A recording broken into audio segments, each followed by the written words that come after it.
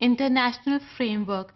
In this session, we will talk about the International Framework on Biosafety. Number of protocols are available regarding the International Framework on Biosafety, but in this session, our main emphasis will be on two protocols dealing with genetically modified organisms. One is Cartagena Protocol and the second one is Nagoya Kuala Lumpur Supplementary Protocol. So let's discuss them one by one. First, let's look at the detail of Cartagena Protocol that was adopted on 2000 but was fully effective in 2003. It provides international regulatory framework regarding biotechnology industry dealing with the genetically modified organisms. According to Cartagena Protocol, there is no difference between living modified organisms and genetically modified organisms. They have defined living modified organisms as the organisms produced through novel combination of genetic materials by the use of biotechnological applications. These can be modern biotechnological applications such as in vitro nucleic acid isolation, or it can be fusion of cells. Now 166 parties are involved in Cartagena Protocol, but keep in mind that United States of America is not a party of Cartagena Protocol.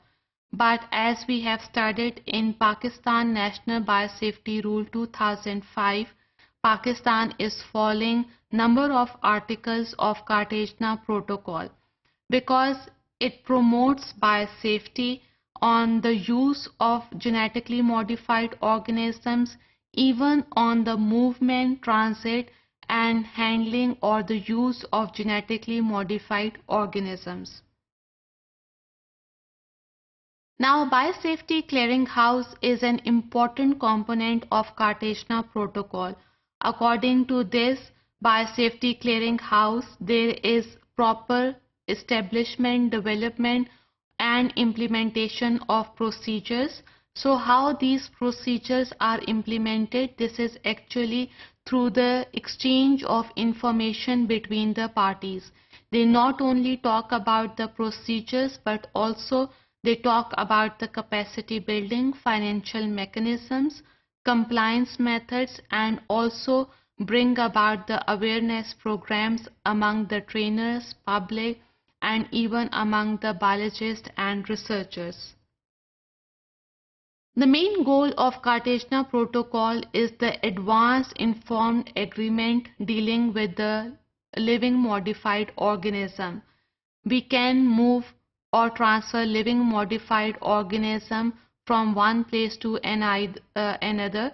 Either these are the direct foods, stuff, it can be food additives or it can be in the form of feed or any other processing agent. Then it also deals with the handling or use of living modified organism, that how they should be handled to introduce new microbiological practices in the labs.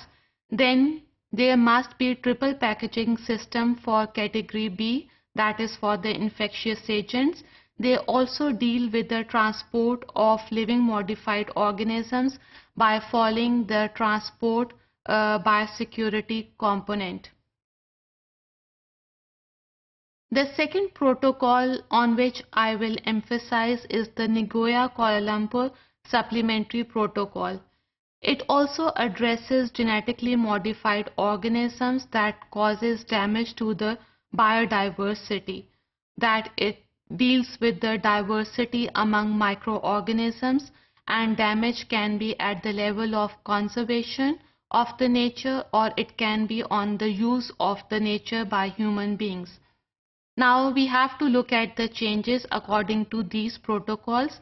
They look whether these changes are short-term or long-term. They also look at whether these changes are temporary or permanent. If the changes are permanent or long-term, they inform high authorities to take special attention on them. Now, Nagoya Kuala Lumpur Protocol, they actually helps in the conservation of nature, that is of the environment. They helps in the sustainable use of the environment and the risk factors affecting the human health.